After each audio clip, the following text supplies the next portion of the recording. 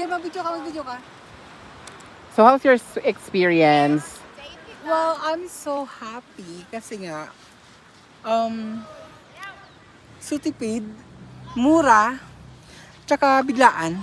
Uh, I'm so happy! this is our first time na makarating dito sa place na to. This is our second time na pumunta kami sa Tabigian kila Daddy Will. Pero this is our first time na pumunta dito sa place na to. Yung sa likod doon nito, ng rock formation na yan, dyan yung Survivor. Pero ang lakas ng current niya, promise. Kaya may warning sign siya. Para sa'yo